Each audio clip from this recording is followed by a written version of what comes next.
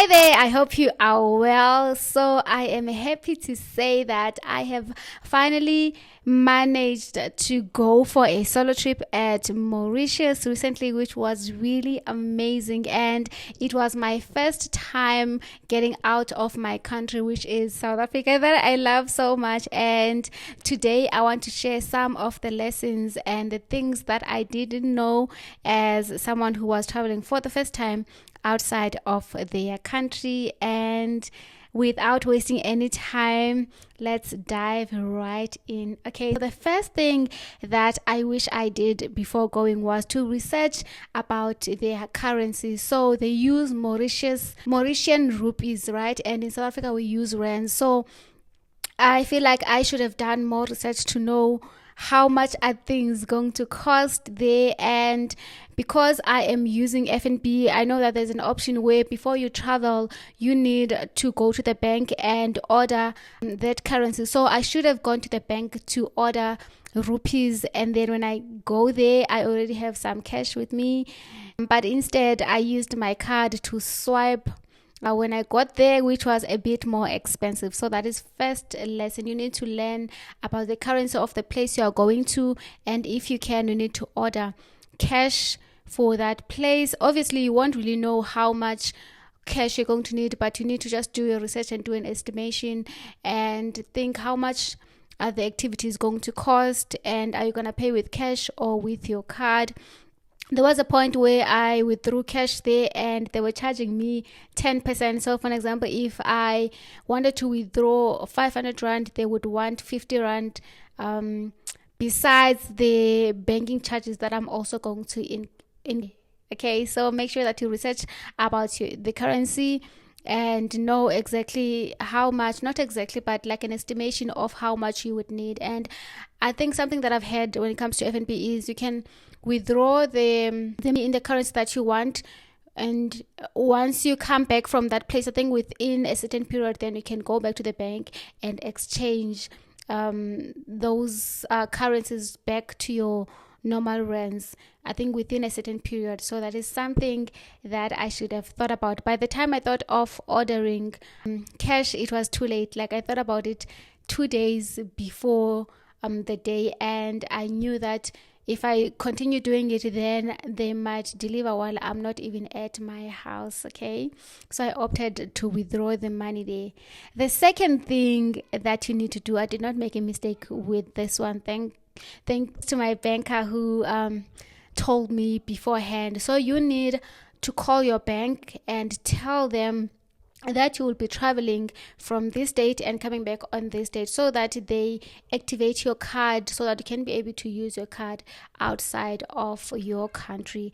And I've also heard that you also need to alert your insurer. This is something that I didn't do, and thank goodness that nothing bad happened to me. But also you need to alert your insurance companies to tell them that you are going away. I think also even the medical aid, I'm not sure, but I didn't do it. The only people that I've told was my bank that I'm leaving on this day and then I'm going to come back on this day. But my was pretty short. It was like 6 days. Okay. And then the second thing that I want to share is, as a solo traveler, it's very important that you book a safe place. For me, the place that I booked was really beautiful and it was safe and I really loved it. And I feel like sometimes when you book a nice safe place, you might pay more, but you need to know that your life and your safety is worth more than you can even imagine. So spend more money on safety, especially as a solo traveler, because you don't want to find yourself in a Airbnb that has no. For me, my rule is, obviously it depends on where I am, but my rule is I do not book Airbnbs if I am alone. So I only book Airbnbs if I am with my partner or with my family. Like, if I know that I'm not gonna be alone there, because I don't want any mistakes. I have seen another lady who was stranded in Tanzania and she was so stressed. A lot was happening. She went to the police and she could not understand the language. A lot was just happening. So you need to invest in a good place to stay when you are going for a solo trip, because trust me, your safety is very important and you need to sleep having a peace of mind that where you are, you're safe. And also don't forget to pray, because I feel like even if the place is known to be safe, but you also need to invite your God to be with you and know that He will protect you and that everything is going to be okay. And I'm not bashing Airbnbs, but for me, I feel like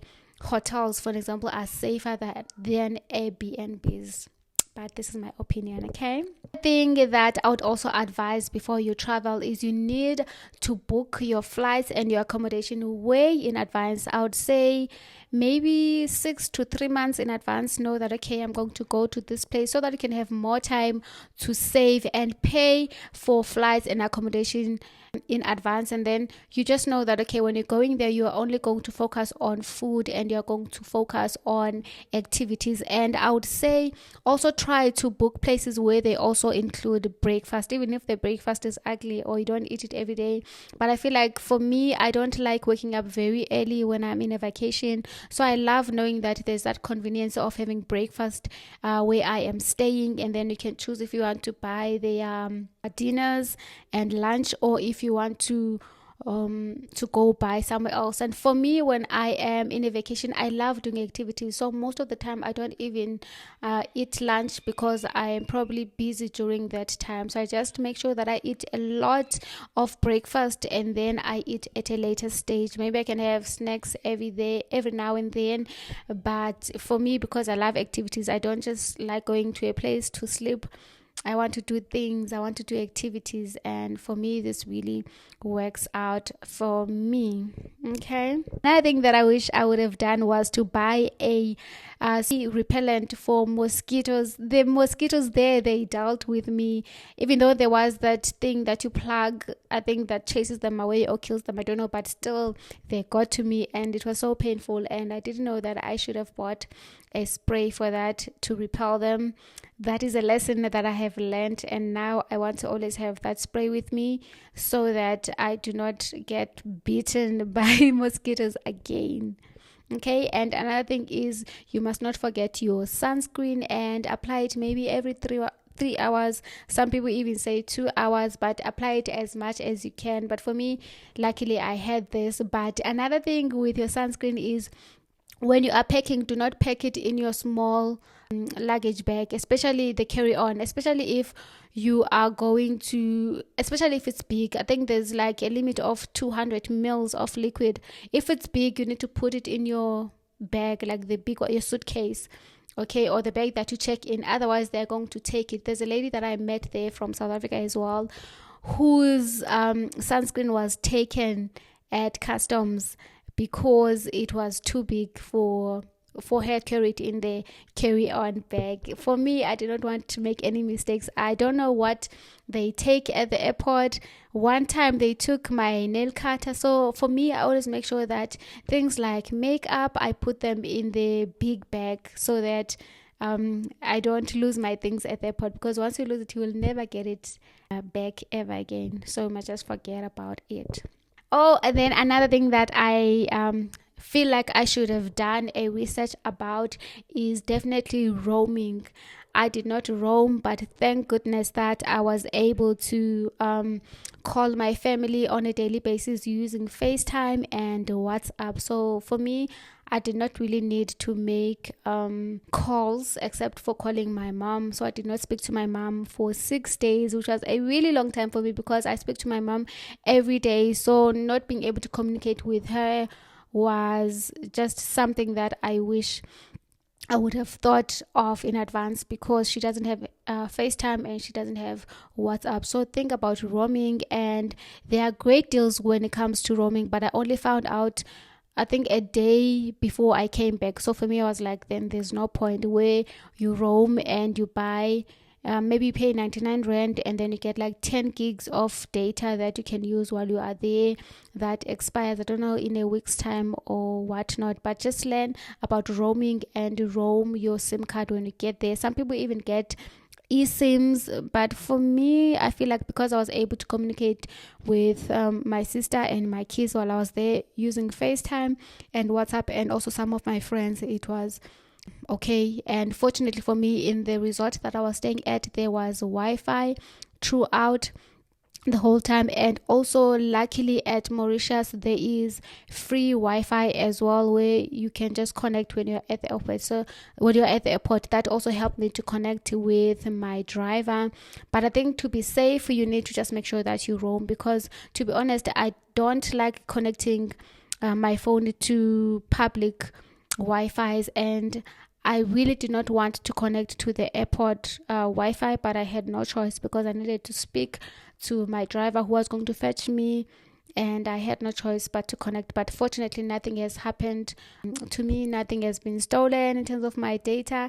Nothing has been cloned, or all the horrors that happen with data. So just learn about roaming and roam if you can, so that you don't struggle like I did. Okay, and then another mistake that I did was to underpack when it comes to bikinis.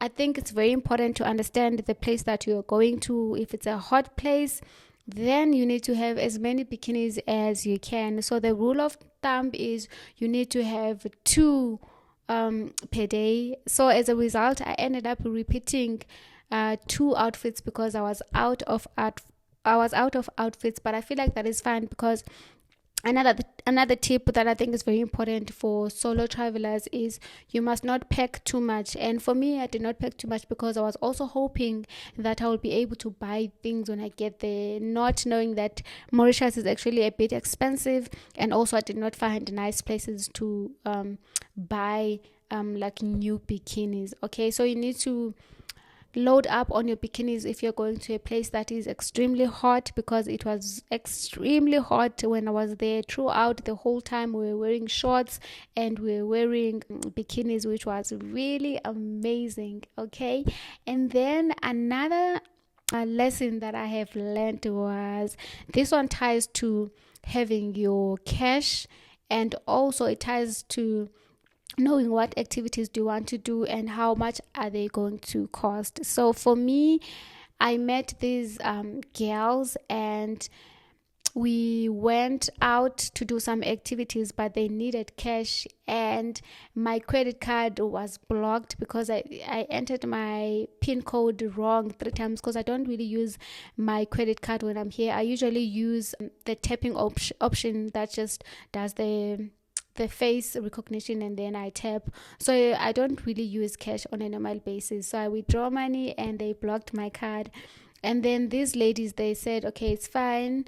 We are going to withdraw the money and give you cash, and then we go to the activity. But the thing is, the banks works differently. So for example, if you're using Absa or FNB or Standard Bank or Capitec or whatever, your charges are going to be different depending on which bank you are in, and also depending on what plan you are in. So now we ended up in a situation where she was like, this is the amount of money that I have withdrawn for you ladies, and this is how much was debited from my account. So now, instead of giving us the money in the currency of Mauritius, she had to convert now to the South African rand, and also include her banking charges. Okay, so I feel like if I had cash, I would have avoided all of that, because now it was like, okay, I'm not even sure if your calculations are adding up, but I'm not gonna cause drama, and I am not going to make things difficult, because it is what it is. So it's very important to have cash, because otherwise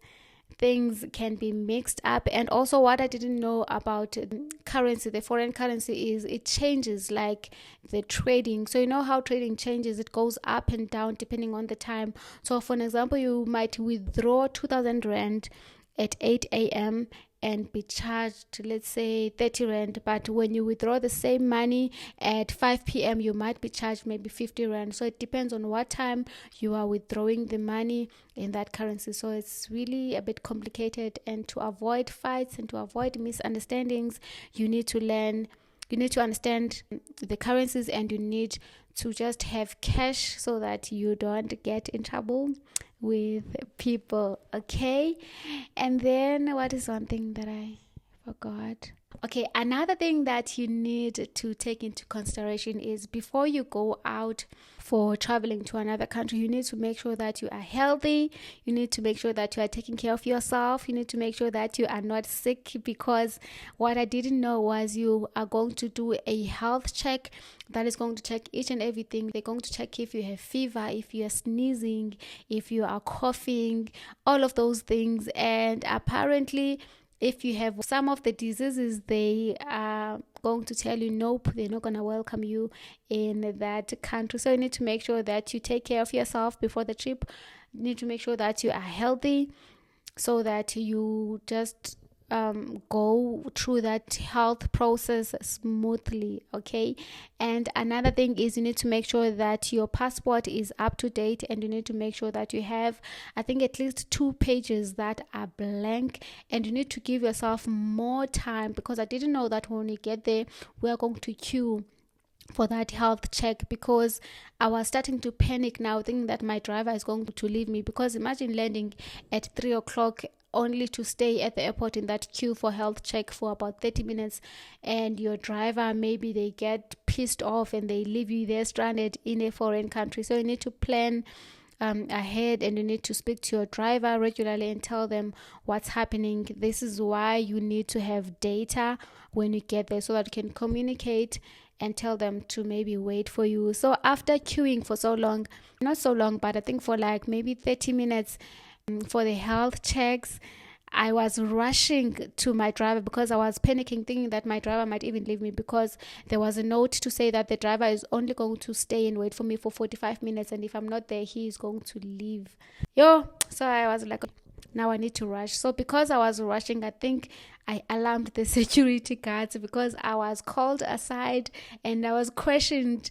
So they implied that I was carrying drugs. So they called me aside and they asked me, what do you do for a living? Why are you here? What is your name? Give me your passport. And then they checked, and then they said, come this side. And then they scanned my bags again. I was so nervous. And you know, when you're nervous, and also the accent was really deep for me, because I've never really been in that country and I did not understand French. So it was really scary for me. And I feel like when you're under pressure, they might ask you a question and you say no when you wanted to say yes, because you are nervous. So they asked me if I have drugs, and I said no. And then I was thinking, oh my God, what if they pick up the allergens that I have in my bag and then they arrest me for that? Because I know that in other countries like America, they call the normal pills drugs. So I think that was also another thing that was a bit frightening for me, but it didn't take long. And I think for next time, I will just know that I need to be calm, because when I'm running and rushing, it alarms people to ask me questions as to what is happening, what is going on. But also, I feel like it is normal to look around when you are in a different place, because I didn't know where the exit. So I was just looking, where's the exit, trying to follow the place. Next thing, they're calling me. They're like, hey, come, let's check what is happening in your bag. What are you carrying? What if you are a drug mule or something like that? I hope this helps. Let me know in the comment section below, what is your biggest takeaway and what did I miss? If you're someone who loves solo traveling, what advice would you give? But for me, it was really amazing and I'm so grateful. And don't forget to like and subscribe. Until next time, have a great day. I love you. Goodbye.